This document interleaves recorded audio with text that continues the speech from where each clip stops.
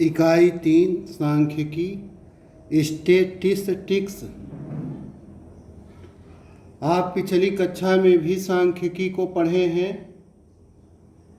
पिछली कक्षा में सांख्यिकी के अंतर्गत आंकड़ों को व्यवस्थित करना, बारंबारता सारणी बनाना और दो तरह के आरेख भी सीखे हैं। एक है पिक्टोग्राफ, चित्र आरेख, और दूसरा है बार ग्राफ, दंड आरेख। यहाँ इस इकाई में हम लोगों को इन्हीं दोनों आरेख की तरह से ही एक तीसरे आरेख को पढ़ना है, वृत्त आरेख। वृत्त आरेख, पाई ग्राफ जिसको बोलते हैं, या पाई चार्ट। इसमें क्या होता है, वृत्त आरेख में दिए गए आंकड़ों को जो आंकड़ा दिया होता है, किसी वृत्त के त्रिज्यखंडों द्वारा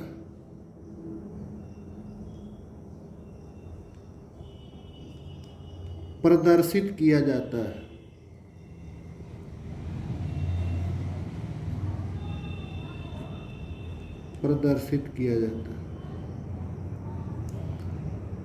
संपूर्ण सूचना कहो चाहे आंकड़ा कहो, संपूर्ण आंकड़े को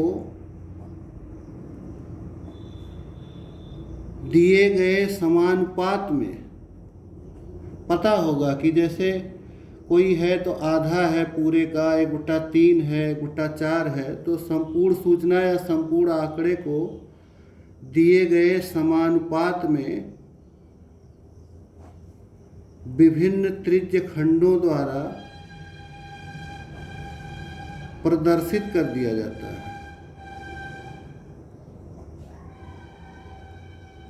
विभिन्न त्रिज्यखंडों द्वारा प्रदर्शित कर देते हैं। वृत्त आरेख या पाई ग्राफ या पाई चार्ट को आप अखबार में, न्यूज़पेपर में, समाचार पत्र में देखे होंगे। जैसे इस तरह का चित्र आप देखे होंगे। यहाँ ये किसी समाचार पत्र में छपा हुआ किसी नगर की, किसी शहर की साक्षरता की स्थिति है। ये पुरुषों की स्थिति है, यहाँ से पुरुषों की स्थिति ये है, यहाँ से स्त्रियों की स्थिति है, और ये बच्चों की स्थिति है। तो आप इस चित्र को देखकर, यही है वृत्त आरेख, यही है पाई ग्राफ। इसमें देखिए कोई भी आंकड़ा है, कोई भी सूचना है, तो त्रिज्यखंड द्वारा प्रदर्शित किया गया। ये एक त्रिज्यखंड है। ये त्रिज्यखंड क्या दिखा रहा है, इन पुरुषों के निरक्षरता की स्थिति। ये पूरे का कितना भाग है, उसी अनुसार हम लोग तय कर लेंगे कि क्या होगी सूचना। ये एक त्रिज्यखंड है। ये इस त्रिज्यखंड द्वारा भी कोई सूचना प्रदर्शित है। तो आंकड़ों को क्या किया गया, पुरुषों, स्त्रियों और बच्चों के साक्षरता और निरक्षरता की स्थिति को संपूर्ण वृत्त के विभिन्न त्रिज्यखंडों द्वारा प्रदर्शित कर दिया गया। तो ये क्या है, यही है वृत्त आरेख या पाई ग्राफ। अब मान लीजिए कि कहीं किसी कक्षा के वार्षिक परीक्षा के 60 छात्रों का परिणाम दिखाया गया है वृत्त आरेख द्वारा, पाई ग्राफ द्वारा।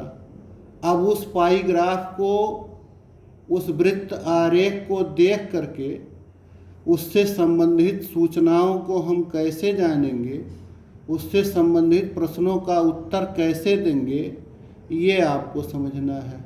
और एक यह समझ लेना है कि आंकड़े दिए गए हों तो उसका कैसे हम पाई ग्राफ या वृत्त आरेख बनाते हैं। ये दो तरह की स्थितियां और पढ़ लेनी है। तो कहीं पाई ग्राफ बना हुआ है, उसके द्वारा क्या सूचनाएं प्राप्त होती हैं, उन्हें कैसे अध्ययन करेंगे, उसके लिए मान लीजिए कि वही हमारे पास किसी कक्षा के वार्षिक परीक्षा के 60 छात्रों का परिणाम प्रदर्शित है। अब ये जो पाई ग्राफ या चित्र आरेख बना है, इससे संबंधित प्रश्नों का उत्तर देना है कि इनसे संबंधित सूचनाओं को आप समझ सकते हैं या नहीं। पहला है कि सबसे अधिक शिक्षार्थी किस श्रेणी में उत्तीर्ण हुए। तो आप देख सकते हैं कि 180 अंश में द्वितीय श्रेणी है, 90 अंश में तृतीय श्रेणी के शिक्षार्थी, 30 अंश अनुत्तीर्ण वाले और 60 अंश ये हो जाएंगे प्रथम श्रेणी वाले। तो आप इस पाई ग्राफ या वृत्त आरेख को देखकर जान सकते हैं कि सबसे अधिक किस श्रेणी में उत्तीर्ण हुए।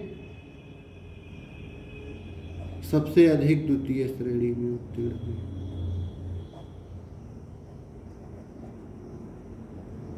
फिर दूसरे प्रश्न का सबसे कम किस श्रेणी में उत्तीर्ण हुए। किस श्रेणी में उत्तीर्ण होने वाली 3 ही श्रेणियां हैं, प्रथम श्रेणी, द्वितीय श्रेणी, तृतीय श्रेणी। इन्हीं में ही देखना है कि सबसे कम किस में उत्तीर्ण है। इसको मत कहिएगा कि अनुत्तीर्ण है सबसे कम। किस श्रेणी में सबसे कम उत्तीर्ण हुए ये पूछ रहा है, श्रेणी वालों का सबसे कम। तो ये प्रथम श्रेणी में सबसे कम उत्तीर्ण हुए। प्रथम श्रेणी में सबसे कम शिक्षार्थी उत्तीर्ण हुए। अब ये तीसरा, अनुत्तीर्ण शिक्षार्थियों की संख्या कितनी है। इस तरह के प्रश्न का उत्तर हम कैसे देंगे, ये महत्वपूर्ण है। तो देखिए, इसके सेंटर पर, इसके केंद्र पर कुल कितने का कोण बनता है। आप पढ़े हैं कि किसी बिंदु पर चारों ओर, उसके बिंदु के चारों ओर 360 का कोण बनता है। तो इस 360 अंश में ये श्रेणियां और अनुत्तीर्ण का भाग प्रदर्शित है और कुल मिला के ये 60 शिक्षार्थियों का ब्यौरा है। 60 शिक्षार्थी टोटल हैं। तो 60 शिक्षार्थी 360 अंश को कवर किए हुए। तो हम लिखेंगे कि 360 अंश में शिक्षार्थियों की संख्या, एक एक नियम से निकालते हैं। शिक्षार्थियों की संख्या कितनी है, 60। चूंकि 360 अंश में शिक्षार्थियों की संख्या बराबर 60, इसलिए एक अंश में शिक्षार्थियों की संख्या बराबर 60/360। 60 से इसे विभाजित कर दें तो 1/6 आ जाएगा। और इसलिए अब अनुत्तीर्ण वालों का कै अंश का कोण है, 30 अंश। तो 30 अंश में कितने शिक्षार्थी हो जाएंगे, एक अंश में जितने शिक्षार्थी हुए हैं उसी में 30 का गुणा कर दें। तो 6 से ये विभाजित होके 6 एकन्यम 6, 6 पचे 30, तो 5 एकन्यम 5। इस तरह से अनुत्तीर्ण का जो 30 अंश का कोण मिला था पूरे 360 में, वो कितने का प्रतिनिधित्व करता है, 5 शिक्षार्थियों का। तो कितने शिक्षार्थी अनुत्तीर्ण हुए, 5।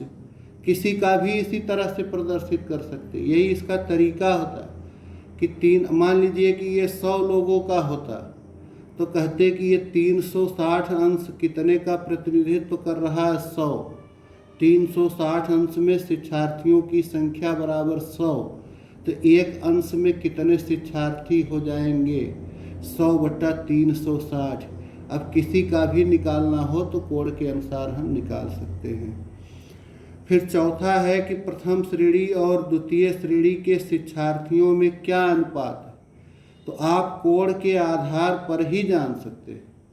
2 तरीका है, या तो कोण का ही जो अनुपात होगा वही शिक्षार्थियों का अनुपात हो जाएगा, और या फिर इन कोणों के आधार पर इन शिक्षार्थियों का अनुपात तय कर लीजिए। कितनी संख्या है उस अनुसार अनुपात आपका तय हो जाएगा। तो जैसे प्रथम श्रेणी और द्वितीय श्रेणी में अनुपात हो गया, यहाँ दिख रहा है कोण के आधार पर चौथा भाग। क्या अनुपात हो गया, प्रथम श्रेणी और द्वितीय श्रेणी में अनुपात 60:180। इस अनुपात को हम लोग ऐसे भी लिख सकते 60/180। 60 से ये विभाजित हो जाएगा, 1/3 का अर्थ हो गया 1:3। और दूसरा तरीका क्या था कि एक अंश के लिए आप जाने हैं कि 1/6, तो 60 अंश के लिए हो जाता 60 गुणे 1/6। 10 शिक्षार्थी आ जाते इस प्रथम श्रेणी में। प्रथम श्रेणी में शिक्षार्थियों की संख्या 10, और द्वितीय श्रेणी में एक अंश का है 1/6, तो 180 गुणे 1/6 30 हो जाएगा। इसमें 30 शिक्षार्थी हो जाएगा। अब इनका अनुपात देख लीजिए, तो 10:30 बराबर 10/30, 1/3, 1:3 आता उतना ही है। चाहे कोण का रेशियो देख लीजिए सीधे, चाहे इन कोणों के अनुसार शिक्षार्थियों की संख्या ज्ञात कर लीजिए और तब रेशियो देख लीजिए, तब उनका अनुपात बता दीजिए। और ये हो गया कि पाई ग्राफ वृत्त आरेख बना हुआ हो, उससे संबंधित सूचनाओं को कैसे हम प्रदर्शित करेंगे। अब एक तीसरी स्थिति देख लीजिए कि कहीं कोई आंकड़ा दिया गया है, उससे कैसे वृत्त आरेख बनाते हैं हम। टेलीविज़न के विभिन्न ब्रांडों को क्रय करने वाले ग्राहकों की संख्या दी गई है, निम्नवत है। इसको हमें आपको वृत्त आरेख या पाई ग्राफ द्वारा प्रदर्शित है। तो उसके लिए जो इन ब्रांडों की संख्या दी गई है, इनका हम लोग पहले क्या त्रिज्यखंड बनेगा इनका ये तय कर लेते हैं। तो एक टेबल बना लेते हैं, एक सारणी बना लेते हैं। उस सारणी में एक हो जाएगा बांड, एक हो जाएगा इन बांड की संख्या, फिर हो जाएगा कि ये जो संख्या है ये संपूर्ण का क्या भाग है, और फिर लास्ट में हो जाएगा त्रिज्यखंड के कोणों की माप। देखो यही मुख्य होता है कि जो ये संख्या दिखानी है वो कितने अंश के कोण के त्रिज्यखंड में दिखाना है, यही तय कर लीजिए। बस उस वृत्त को उन कोणों के त्रिज्यखंडों में बांट दीजिए, हर त्रिज्यखंड के अनुसार उनकी संख्या लेंगे। तो त्रिज्यखंड के कोणों की माप, त्रिज्यखंड के कोणों की माप। तो जैसे पहला ब्रांड है A, B, C, D, E। A की संख्या देख रहे हैं 40, B का है 20, C का 15, D का 15, E का 10। तो अब ये कुल कितने लोग हैं? ये 40, 20, 60 और 15, 75, 15, 90, 10, 100। तो ये जो 40 की संख्या है ए ब्रांड में, ये संपूर्ण का कौन सा पार्ट है, कौन सा भाग है? 40/100। अब इसके अनुसार क्या त्रिज्यखंड का कोण होगा? कुल पूरा सेंटर पर जो कोण होता है वो होता है 360 का। तो इसका भाग हो गया 360 गुणे 40/100। विभाजित कर दे शून्य को शून्य से, 36 गुणे 4, 144 अंक। इसी तरह ये 20 की संख्या बी ब्रांड में है, तो ये 20 आखिर पूरे का कौन सा भाग है? पूरा है 100, तो 20/100। अब इस बी ब्रांड के लिए कितने कोण का त्रिज्यखंड बनाएंगे हम? कुल कोण है 360 गुणे 20/100, 360 अंश। तो ये भी विभाजित हो गया शून्य शून्य, 36 दूना 72। फिर ये सी ब्रांड देख ले कि पूरे का कौन सा भाग है? 15/100। इसका क्या कोण आ जाएगा? 360 गुणे 15/100। इसे विभाजित कर दीजिए, ये शून्य विभाजित हो जाए, 5 से विभाजित कर दे, 5 तियाँ 15, 5 दूना 10, 2 से इसे विभाजित कर दे 18, 18 और 3 बचा, 18 तियाँ 54। अब फिर डी का भी वही संख्या है 15, इसका भी भाग वही होगा 15/100।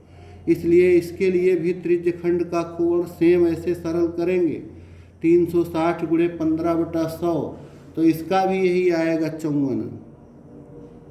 फिर से सरल करना जरूरी।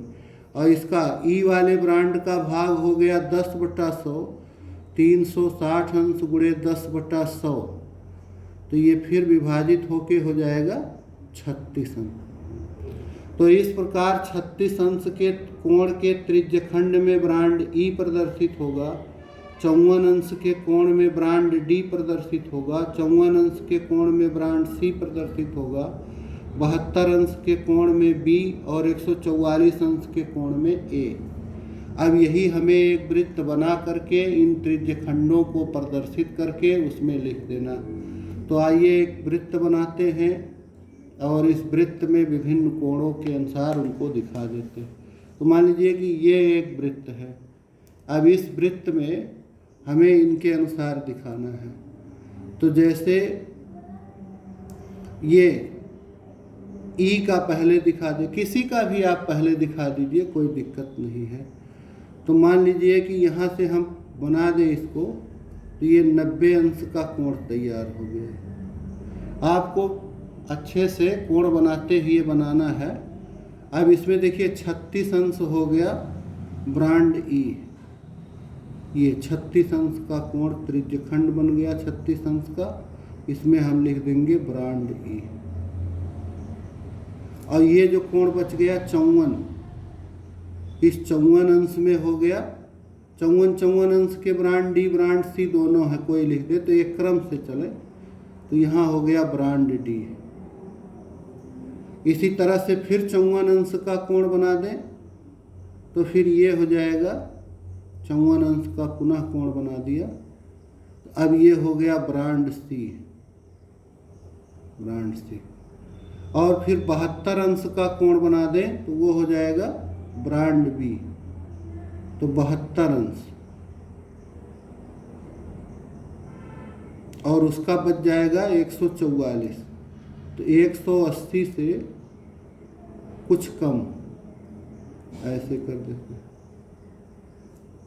ये मान लो 144 अंश हुआ। आप सही सही चांदा की सहायता से बनाएंगे।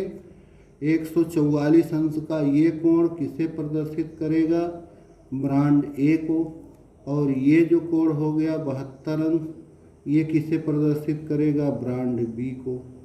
तो यही हो गया उस टेलीविज़न के विभिन्न ब्रांडों के ग्राहकों की संख्या का वृत्त आरेख या पाई ग्राफ द्वारा प्रदर्शन। तो इस प्रकार वृत्त आरेख में, पाई ग्राफ में हमें दो तरह की स्थितियों की जानकारी होनी चाहिए। एक तो आंकड़े दिए गए हों तो कैसे हम वृत्त आरेख बनाएंगे, और दूसरा वृत्त आरेख या पाई ग्राफ ही कहीं बना हुआ हो तो उससे संबंधित सूचनाओं का, उससे संबंधित प्रश्नों का उत्तर कैसे देंगे। धन्यवाद।